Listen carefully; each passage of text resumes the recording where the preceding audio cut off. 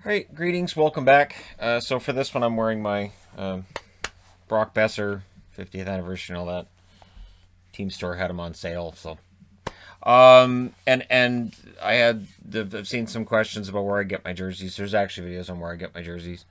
And I haven't been doing the unboxing videos with editions I get. I've just been posting them to Instagram for the most part.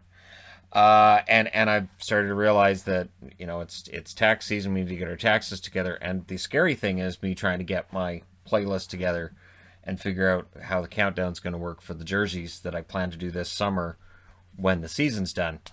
And get that squeezed in between the end of this season and the start of next season and all that. So I wanted to talk today about the last 12 months. Why? Because today my odometer turned over. Now, I have to say that as you get older, your view on a lot of things changes. So as I get closer, I'm not 50. So anybody's gonna be like, "Oh, he's 50," not 50.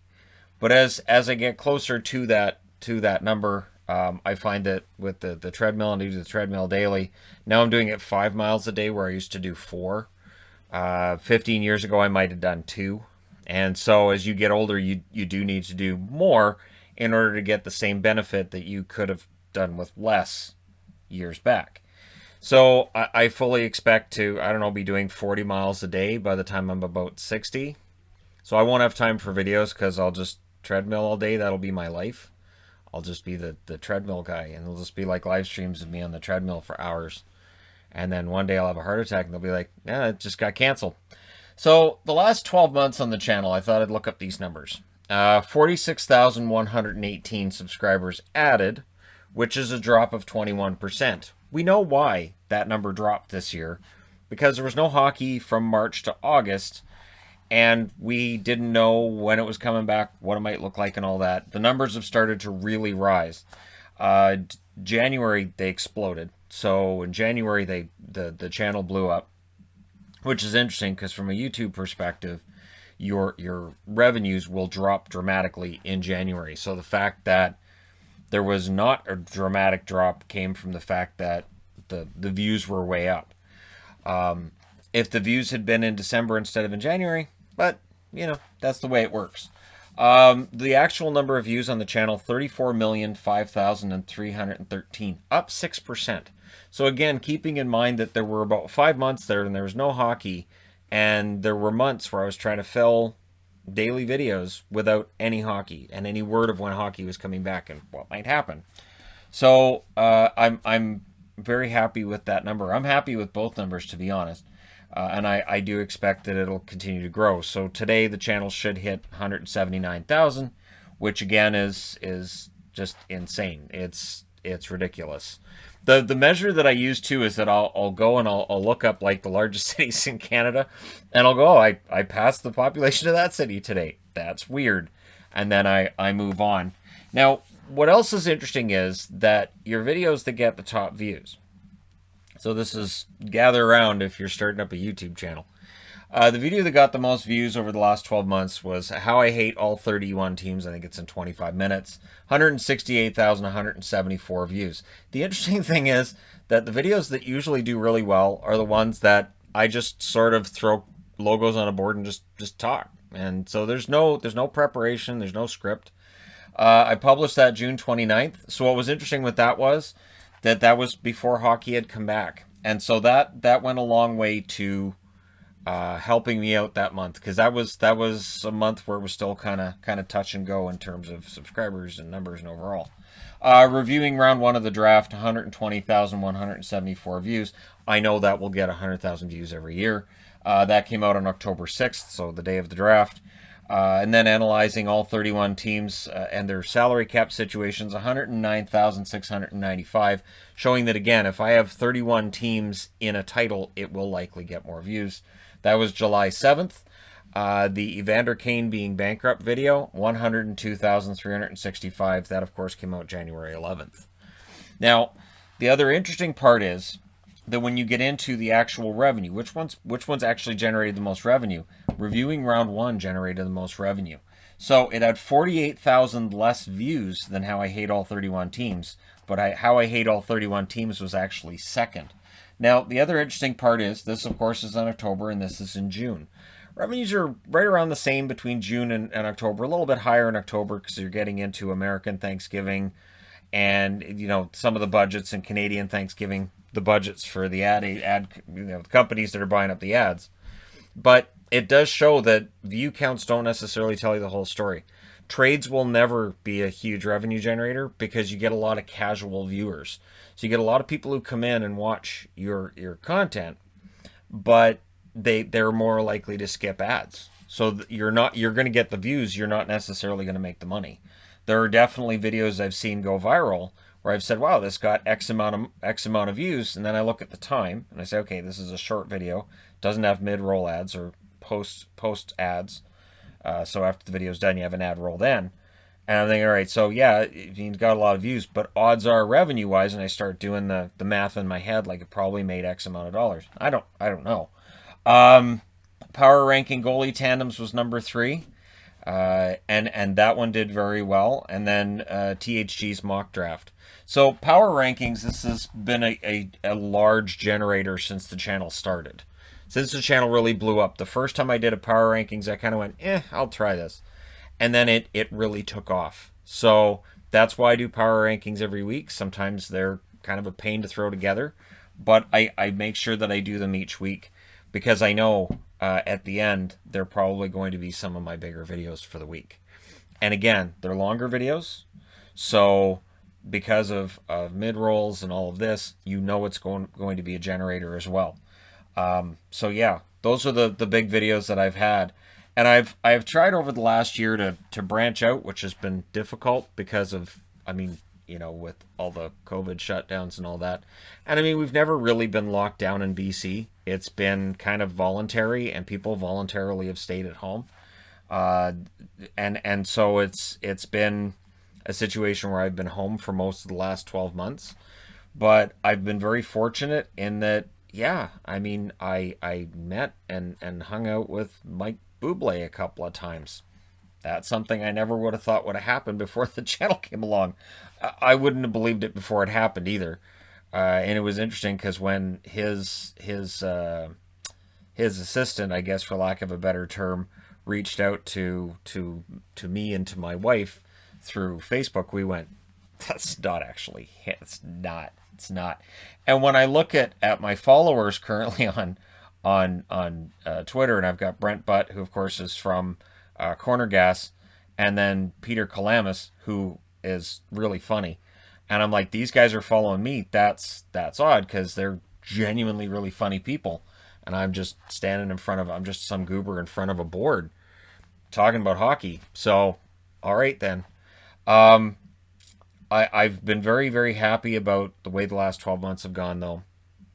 And honestly, coming through those 5 months without hockey has meant that right now, we're in a situation where we don't know, okay, so Vegas and Anaheim probably doesn't happen tomorrow, right? We go into some kind of situation again where teams are out and games are being postponed. I'm not anywhere near as nervous now about the possibility of some kind of brief shutdown or some kind of having to switch things up mid-season as I would have been a year ago. Because of going through those 5 months without hockey and how well the channel did and how it was still growing, it didn't shrink during that time. It's given me confidence that if something happened tomorrow and things got shut down, and they won't, but if they did, that everything would still be okay. I'd just have to kick everything into gear when it comes to the jersey countdown list. I do want to do a video over the next few days where I talk about some of the recent additions to my collection. The Wilkes-Barre Penguins, for instance, the third jersey that I added, just absolutely gorgeous. But again, I make sure that I post majority of the jerseys I get, I post them on Instagram now instead of doing the full unboxings. So it's been an interesting past 12 months. And as you can see, this is the 4th video I've done today. So the idea of, well, Shannon will probably take the day off. That's not how that works. I don't take days off. That's not, you must be new. Welcome to the channel. I don't take days off. This is just how things go.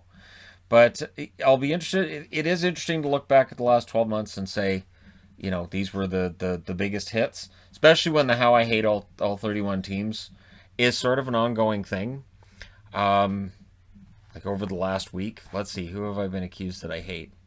Buffalo, Pittsburgh, Montreal, Rangers, New Jersey, Toronto. Always Toronto. There's always that. He clearly hates Toronto. Ottawa, Sharks. This is just going through the comment section, and it's like, and I always say this too, like, okay, Calgary too. Calgary's got an Edmonton. So if I hate all these teams, why in the world would I start a channel where I talk about all 31 teams? There'd have to be some degree of self-loathing that would get in there to be like, all right, so I'm going to talk about the teams I like. No, I want to talk about all the teams I hate because I don't hate a bunch of teams. And like today, I thought, I want to talk about rookie stories that I don't think are being covered. So I don't need to talk about Romanov or Stützle or some of these big star rookies because they're doing really well. And I'll mention that Lafreniere, I'll throw him on the list because Lafreniere has gone, taking a trajectory down. But I'll leave most of the big name rookies off the list because we're already talking about all them all the time anyways. And then, of course, in the comment section, well, where's this guy? Well, where's this guy? Well, when I was titling it, I was like, how am I gonna title this? Because I knew I wanted to say like 12 underrated rookie stories of the season, but I thought, well, it's not really stories because it's names. So I'll just put them discussing 12 rookies, sure. And it wasn't discussing the 12 best rookies of this because that's a completely different list. But again, that's how that works. Is that when somebody isn't on a list, the immediate assumption is hatred.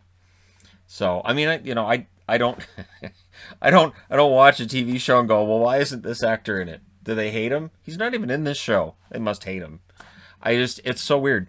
But that's the whole thing with YouTube, right? And with lists. I like Romanov. I don't think I needed to talk about him. I think he's having a great year. Stützle, yeah, he's getting more and more comfortable all the time. He looks good. As long as he can physically handle the rigors of the NHL, he should be fine. So, yeah, I'm looking forward to throwing together that, and hopefully, as 2021 rolls along, we'll see a situation where I'm able to travel again. The hope is that we're able to travel to the city of Las Vegas. And we go to Las Vegas because of two reasons. One, it's cheap. It is cheap. You go to Seattle, you fly to Seattle, you can fly for like $100. My wife and I go for like $150. We fly to Vegas, and it's cheaper than it would be to fly out of Vancouver and go to Edmonton and back. And the hotels in Vegas are basically the same as if we were going to stay in Vancouver, or like in some cases a lot cheaper than staying in Vancouver. So, we go somewhere else and there's all the tourist traps. If you live in the city of Las Vegas, you stay away from the Strip. That's a rule. You stay away from the Strip. You stay out towards Summerlin, and you stay out. And the funny part too is that when we go to Las Vegas, people are like, well, you don't want to stay on the Strip because it's just all touristy stuff down there. We're tourists. We love the touristy stuff. In fact, there's been 2 times where I've gone online and ordered some of the touristy crap from the Vegas shops because I've been missing it. Like, I need some Vegas crap. I need some kind of a Las Vegas, just some kind of mugs and stuff like that. So there have been a couple of occasions over the last 12 months. And I've also thought about, with the pandemic and with the actual foot traffic in the city of Las Vegas being greatly diminished, that, if I can buy some stuff from a store there, yeah, they ship it here and it costs me money and all that, but if I help them out a little bit, then, least I can do. I also want to say, too, that on Twitter and on social media in general, there are a lot of female reporters that I follow, or female podcasters that I follow. Part of the reason is because I think it's important to support that part of the voice of the media. And I've seen how some of them get treated on social media, and it's alarming at times, where I'm like, wait, where did that come from? Holy crow, what is wrong with these people? So I think it's important to be in a situation where I can say something complimentary, and it doesn't mean that I'm hitting on anybody, because that's not how I'm 48 years of age. What in the world would a 22 or 23-year-old girl, what in the world would she want to do with a 48-year-old guy? Other than call him dad.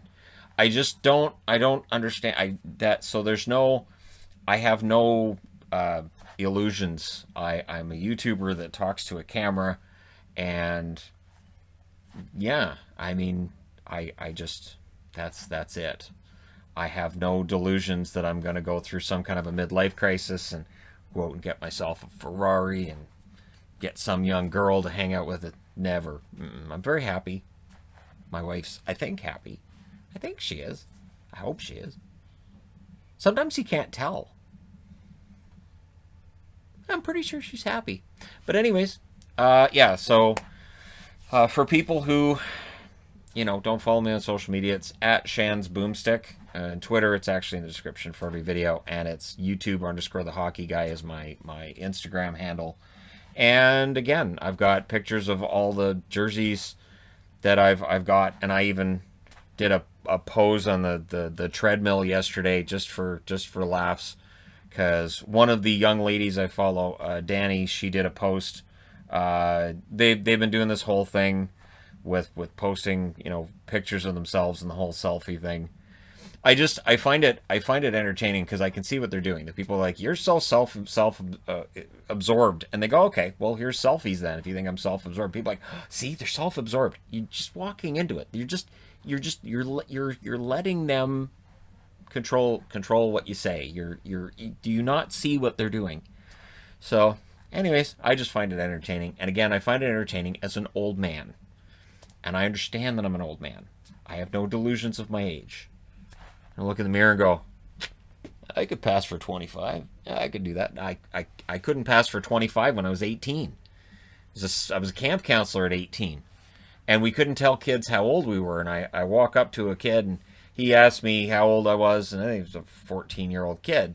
I don't know, how old do you think I am? And he said, I don't know, 35. And I said, you better not be in my cabin or you're going to have a really bad week. And all the other counselors got a good laugh out of it. So, and he would have had a bad week too, because I wasn't 30, but I looked 35 and I acted 35. And I've always acted old and young at the same time. So I've always been kind of an old man, and at the same time I wear hockey jerseys everywhere, and I wear them everywhere. And I'm hoping to, because I know I get asked every now and then, I'm hoping that by the time this summer rolls around, we can start having meetups again, which would involve having meetups in, I want to say, Coquitlam, Chilliwack, Abbotsford, maybe spots in Vancouver, like just wherever we can find them locally. I've even picked up a couple of street hockey nets that are actually 4 feet by 6 feet in size. Yvonne's pointed out they won't fit in the van. I think she's finding problems instead of solutions, because that's not my problem. But I've got NHL-sized hockey nets, so that's the thing. I can always find somebody who's got a pickup that can, come by and help us out with that too when that day comes. And so I'm excited about that. And of course, that does mean that once I've got those nets made and everything, that we'll be playing out in the front yard, myself with the kids, once it warms up a little bit. I can't complain about the cold because it's minus 160 across the rest of Canada, but for us it's cold out there. So I feel bad for the rest of Canada, because if it's really cold here, it's cold enough to freeze the air in the prairies. So yeah, and of course people in the prairies are like, when are you gonna come out here? Again, I'm aiming just for local. I've kind of given up on taking big trips in 2021. I am fingers crossed for that, but I don't think it's going to happen. But whenever it does, it does. And I will get out there, and I want to meet as many subscribers as possible. It's always been amazing meeting people who watch these videos and spend their time watching them and have helped to make this channel the size that it is. I am humbled by that, and thank you guys so much. So, yeah. As the odometer turns over again, thank you guys for being there, and here's to hoping for many more years of me putting together this content, as long as you find people will watch it. And I am very lucky, I'm very fortunate that over the last 12 months, I've seen my numbers actually go up at a time when many people around the world have seen the worst year. Mine has been helped by the fact that I do work from home, and again, very, very humbled by that, and very, very fortunate to this point. Thank you guys so much again. And if you haven't already hit like and subscribe, do so. And it's been a pretty good year all around. So, and again, it would have been better if we could have done stuff. But like I said, I did hang out with Mike a couple of times. So hopefully we can do that again soon. But again, we need to see the numbers drop. Once the numbers drop, then we can start going out and doing stuff again. Because that hockey stick I bought myself is nowhere near as worn as I wanted it to be after the first year I'd owned it. Nowhere near. So here's to hoping that this summer I get to meet up with a lot of you guys again. And thank you guys so much for all your support. I'll talk to you again soon.